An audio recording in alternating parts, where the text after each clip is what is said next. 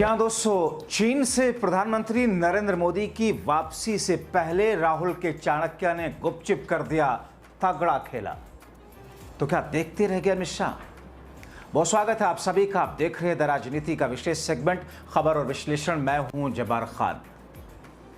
दोस्तों, आखिर ऐसा क्या हुआ कि 7 वर्षों के बाद प्रधानमंत्री नरेंद्र मोदी जब चीन गए और वहां से अभी वापस भी नहीं आए थे कि देश में राजनीतिक माहौल और राजनीतिक समीकरण बिगड़ गया या बदल गया? आखिर बदलते हुए समीकरण और बिगड़ते हुए राजनीतिक माहौल के बीच में एनडीए के हिसाब से राहुल के वो कौन से चाणक्य हैं जिन्होंने ऐसी स्थिति पर्दे के पीछे तैयार कर दी जिसे शाह भी नहीं समझ सके? तो क्या वाकई उपराष्ट्रपति के चुनाव के बाद में नतीजे आने के बाद में सरकार के खिलाफ में एक अविश्वास प्रस्ताव फिर से लाया जा रहा है? और उस अविश्वास प्रस्ताव का हासिल क्या होगा इंडिया गठबंधन के लिए?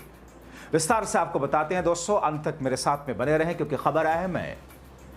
दोस्तों, अभी तक आप देश की राजनीति में मौजूदा वक्त के फालतू मीडिया के जरिए चाणक्य का शब्द सिर्फ और सिर्फ अमित शाह के लिए सुनते हैं पिछले 10 वर्षों से। हालांकि देश में एक एक से राजनीतिक के चाणक्य हैं। शरद पवार से बड़ा राजनीतिक चाणक्य कौन हो सकता है? एक से कई सारे ऐसे लोग हैं जिन्हें राजनीतिक तौर पर चाणक्य, दक्षिण भारत में डीके शिव कुमार एक ऐसा नाम जिनको अमित शाह, जिनकी तुलना अमित शाह से होती रही है।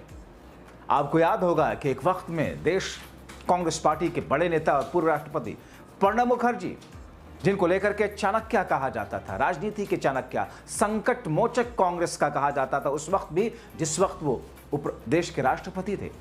मगर देश की बीजेपी के चाणक्य देखते रह गए और कांग्रेस के चाणक्य डीके शिव कुमार ने एक ऐसा खेल किया जिससे एनडीए की सरकार की मुश्किलें बढ़ेंगी। कैसे? दोस्तों, मैं नहीं कहता कि सरकार गिर जाएगी, मैं नहीं कह रहा हूं कि उपराष्ट्रपति का चुनाव सरकार हारने जा रही है, इंडिया ही जीतेगा। लेकिन बिटवीन द लाइन जो चीजें हैं, वो स्थितियां अगर बनी तो कुछ भी हो सकता है।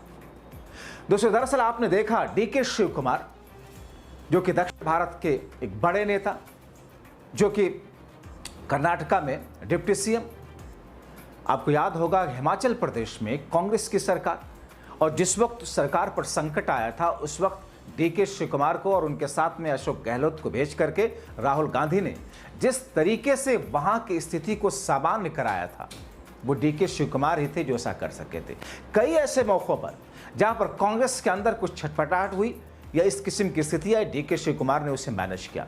डीके शिव कुमार को आपने बिहार में भी देखा, खासतौर पर समापन यात्रा के दौरान। दोस्तों, हाल ही में आपने सुना होगा जब इंडिया गठबंधन के खिलाफ में, इनके प्रत्याशी के खिलाफ जगन मोहन रेड्डी, जो कि एक तरीके से एनडीए का पार्ट नहीं है, बावजूद इसके उन्होंने कहा था कि साहब चंद्रबाबू नायडू दरअसल राहुल गांधी के साथ में हॉटलाइन पर लगातार जुड़े हुए हैं, और वो भी रेवंत रेड्डी, सीएम रेवंत रेड्डी, तेलंगाना के कांग्रेस के मुख्यमंत्री के जरिए। दरअसल रेवंत रेड्डी और चंद्रबाबू नायडू दोनों गहरे मित्र हैं, क्योंकि एक वक्त में चंद्रबाबू नायडू की पार्टी में ही रेवंत रेड्डी थे, अब कांग्रेस के नेता हैं और तेलंगाना के मुख्यमंत्री हैं। तो ऐसी स्थिति में अब 1-2 दिन पहले आपने सुना किस तौर पर इंडिया गठबंधन के उपराष्ट्रपति के प्रत्याशी वी सुदर्शन रेड्डी ने कहा, हम चुनाव जीत रहे हैं, हमने सबसे संपर्क किया है और अपने अंतरात्मा पर वोट करने का लोगों ने विश्वास जताया है। क्योंकि आप जानते हैं, बार बार मैंने भी आपको बताया कि अंतरात्मा की आवाज का मतलब यह है कि इस उपराष्ट्रपति के चुनाव में दरअसल विप पार्टियां जारी नहीं करती हैं और इसमें गुप्त वोट होता है, कोई किसी का वोट जान नहीं सकता। कई बार ऐसा खेला हुआ है कि जब सांसदों ने, सत्ता पक्ष के सांसदों ने दूसरे विरोधी प्रत्याशी को वोट कर दिया है। मगर दोस्तों, इस बीच में प्रधानमंत्री नरेंद्र मोदी चाइना में है और उस पूरी उनके चाइना में होने की कवरेज को मीडिया, हमारा मेन स्ट्रीम मीडिया किस तौर पर बढ़ा चढ़ा करके पेश कर रहा है। और वही चाइना जिसको लेकर के अभी कुछ महीने पहले तक या ऑपरेशन सिंदूर तक, ऑपरेशन सिंदूर के बाद चाइना को पानी पी पी करके एस जयशंकर कोसते नजर आते थे। चाइना का नाम एक बार प्रधानमंत्री नरेंद्र मोदी ने लेकर के कभी कोसने की हिम्मत नहीं जुटाई, विपक्ष के शब्दों में अगर कहें। मगर सत्ता पक्ष चाइना के खिलाफ में किस तौर पर राहुल गांधी की उस एक मुलाकात जो कि भारत के अंदर चाइना के कुछ अधिकारियों के साथ में मुलाकात हुई, उसको लेकर के देखिए देश के साथ राहुल गद्दारी कर रहे हैं और राहुल उन लोगों के साथ मुलाकात कर रहे हैं इस किस्म। जबकि चाइना इस वक्त प्रधानमंत्री नरेंद्र मोदी चाइना में है। भारत और चाइना के बीच का जो बिजनेस कभी रुका ही नहीं दोस्तों, सिवाय बढ़ने की। जनता को सिर्फ धोखे में रख करके गुमराह करने की कोशिश की गई। तो ऐसी स्थिति में मोदी के भारत आने से पहले ही डीके शिव कुमार ने कुछ लोगों से बात की। कहा यह जा रहा है कि उन्होंने डीके शिव कुमार ने ब्यारस से बात की। आप ब्यारस को भूल गए होंगे, जिसका नाम पहले टीआरएस हुआ करता था, जो कि तेलंगाना में पूर्व मुख्यमंत्री के चंद्रशेखर राव, जो कि ब्यारस के नेता हैं और वो पूर्व मुख्यमंत्री, उनके साथ में बात की। हालांकि बहुत मजबूत स्थिति उनकी नहीं है सांसदों के हिसाब से, लेकिन उनके साथ में बात करके उनको बी सुदर्शन रेड्डी के फेवर में वोट डालने के लिए राजी कराया। ये खबरें चौंकाने वाली थी। तो ब्यारस के मुखिया हो गए के चंद्रशेखर राव। इसी तरीके से एआईएडीएमके, जो कि बीजेपी का सहयोगी रहा है तमिलनाडु के अंदर, मौजूदा वक्त में विपक्ष में एआईएडीएमके के अंदर किस तौर पर मोदी और शाह की पार्टी ने तोड़फोड़ मचाई और कैसे उसको दो धड़ों में तकसीम कर दिया, उनके मुखिया से, उनके पार्टी के नेताओं से बात करके डीके शिव कुमार ने काफी कुछ स्थिति को सामान्य किया है। तो ब्यारस हो या एआईएडीएमके हो, जगन मोहन रेड्डी, जो कि मौजूदा वक्त में एनडीए का झंडा उठाकर चलने की कोशिश करने वाले संकेत दे रहे हैं। खबरें ऐसी भी हैं कि जगन मोहन रेड्डी के नेता भी डीके शिव कुमार के संपर्क में। आप आ जाइए, नवीन पटनायक, बीजू जनता दल बीजेडी जो एक तरीके से एनडीए से अलग है, एक तरीके से बीजेपी के साथ खुन्नस में है, उनसे डीके शिव कुमार की अंदर खाने बात हुई है। और इसी तरीके से एनडीए के वो सहयोगी पार्टनर चंद्रबाबू नायडू के बारे में तो ऐसे ही कहा जा रहा है कि साहब वो तो एक वक्त में बी सुदर्शन रेड्डी के बहुत खास हुआ करते थे, रेवंत रेड्डी के खास में बहुत खास हैं। तो ऐसी स्थिति में अंतरात्मा की आवाज़ उनके कई सारे सांसद सुनने जा रहे हैं। मोदी सरकार की सबसे मजबूत बैसाखी है। अब 262 ऐसी सीटें हैं इस उपराष्ट्रपति चुनाव में जो एनडीए के पास में बहुमत से ज़्यादा है। यानी कि एनडीए अभी चुनाव हो 50% दोनों लोकसभा और राज्यसभा के सांसदों का मिलाकर के, तो 62 सांसद ज्यादा हैं एनडीए के पास में। आपको लगेगा अगर इतने सांसद ज्यादा हैं तो फिर चीजें कैसे बिगड़ सकती हैं। अगर जो स्थिति डीके शिव कुमार उत्पन्न करने की कोशिश कर रहे हैं, अगर कुछ सांसदों को वोट ना करने के लिए राजी कर लेंगे कि वो वोट ही ना करें किसी को, यानी कि जितना वोट पड़ेगा उसी में से दरअसल मेजॉरिटी तय की जाएगी। जो लोग एब्सेंट हो जाएंगे तो उनको हटा करके मेजॉरिटी तय की जाएगी, उसका 50% से ज़्यादा चाहिए होगा।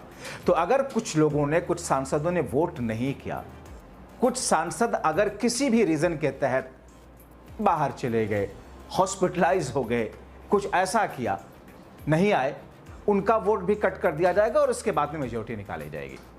तो 62 में से कुछ सांसद अगर ऐसे निकल गए और कुछ ने जो कि इंडिया गठबंधन एनडीए के सहयोगी दल हैं, उन सहयोगी दलों में से सांसदों ने अगर एनडीए के प्रत्याशी के मुकाबले अगर इंडिया गठबंधन के प्रत्याशी को वोट कर दिया, तो ये जो 62 वाली स्थिति है कुछ पहले ही हट जाएगी और कुछ एनडीए के मुकाबले इंडिया गठबंधन के प्रत्याशी को वोट करने से, यानी कि उधर का निकल करके इधर आ, यानी कि ये 62 की पूरी स्थिति डामाडोल हो सकती है दोस्तों।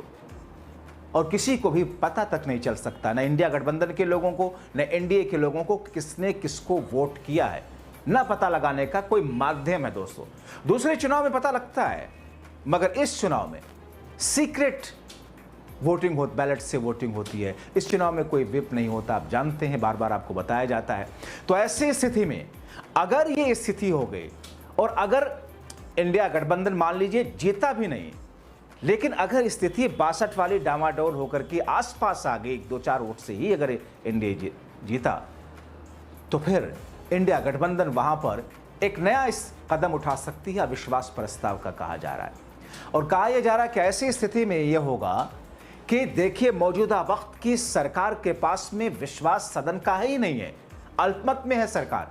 बीजेपी के पास तो वैसे भी नहीं है, 32 सांसद कम है, लेकिन एनडीए ने विश्वास खो दिया है, अविश्वास प्रस्ताव ला करके, और उसके बाद में बहुत सारी चीजें जिसमें एसआईआर का मुद्दा है, वोट चोरी का मुद्दा है।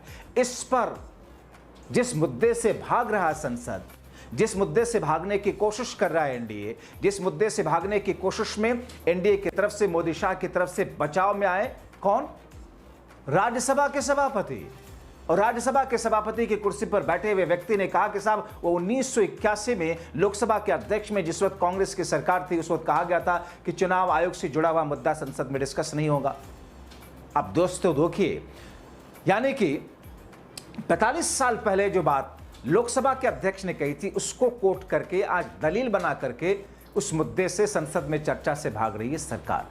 लेकिन इसी संसद के, इसी राज्यसभा के सभापति जिनसे इस्तीफा लिया गया, जगदीप धनखड़, उन्होंने एक बयान में कहा था कि दुनिया का कोई ऐसा, इस यूनिवर्स का कोई ऐसा इश्यू नहीं है जो इस संसद में डिस्कस ना किया जा सके, सिर्फ दो चीजों को छोड़ करके, दो मुद्दों को। एक उन्होंने बताया था कि जजों को लेकर के अगर कोई जांच सुप्रीम कोर्ट कर रहा है, अगर उनके ऊपर हटाए जाने को लेकर के, उस प्रक्रिया को लेकर के उस पर नहीं कर सकते।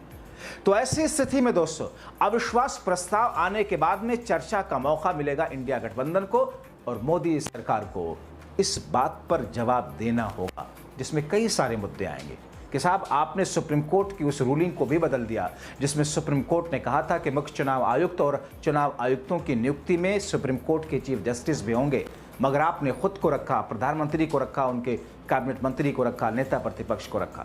तो ऐसे में दो के मुकाबले एक का क्या मतलब होता है? इसका जवाब क्या देंगे मोदी सरकार? संसद में कोई जवाब नहीं है। किस तौर पर जो चीजें हुई एसआईआर को लेकर आपने जो लगातार सुना है, उस पर सवाल उठेंगे और फिर मोदी सरकार जवाब क्या देगी? और दरअसल जवाब नहीं है, इसीलिए संसद में चर्चा से सरकार भागने की कोशिश कर रही है। तो दोस्तों इंतजार करते हैं कि डीके शिव कुमार का ये जो खेल है उपराष्ट्रपति के चुनाव में किस तौर पर इसकी तस्वीर दिखती है। आपको क्या लगता है? अपनी राय कमेंट बॉक्स में जरूर लिखें। अभी के लिए इतना ही, बहुत शुक्रिया।